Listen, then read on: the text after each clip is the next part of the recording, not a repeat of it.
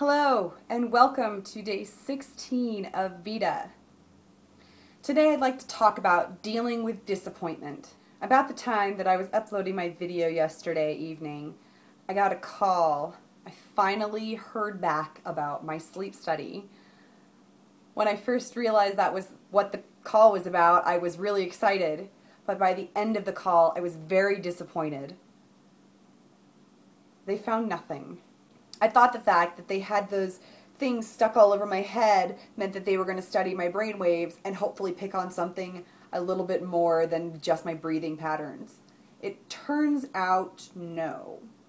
The one piece of information I did get was that I never really reach REM sleep.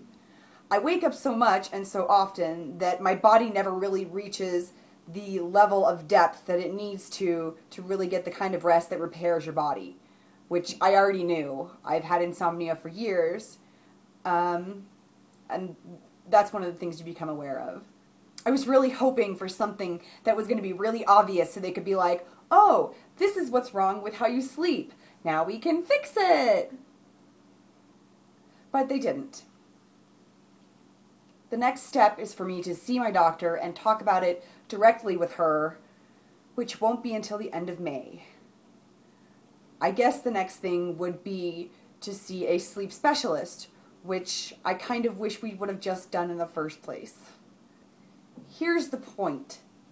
I am disappointed, but I had a choice. Let it kind of wreck me or move on.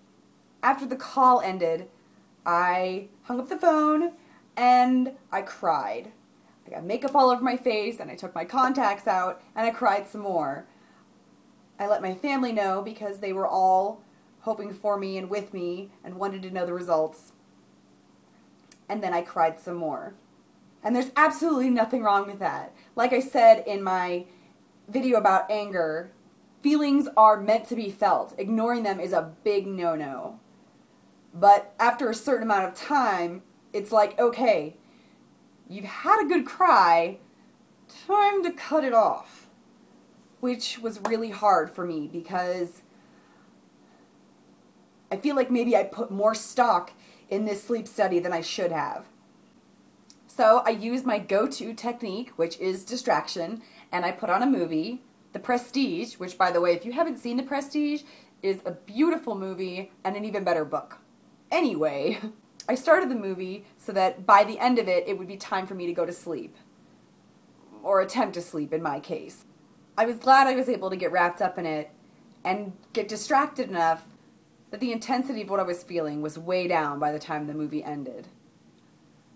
I actually, instead of wanting to go to sleep, wanted to watch all the extras on the DVD. I am a sucker for extras and commentaries. I don't know why. And that was the end of the day. I went to sleep and slept. And when I woke up today, decided to face today's challenges.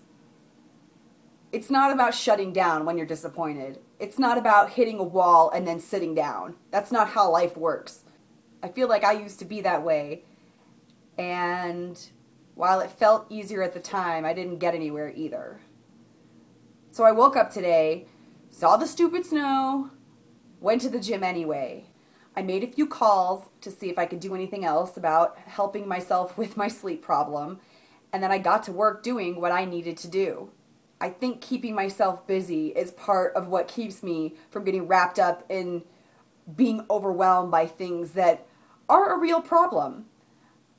I don't want to sound like a whiny person, but when you get maybe 4 hours of interrupted sleep a night, it gets hard.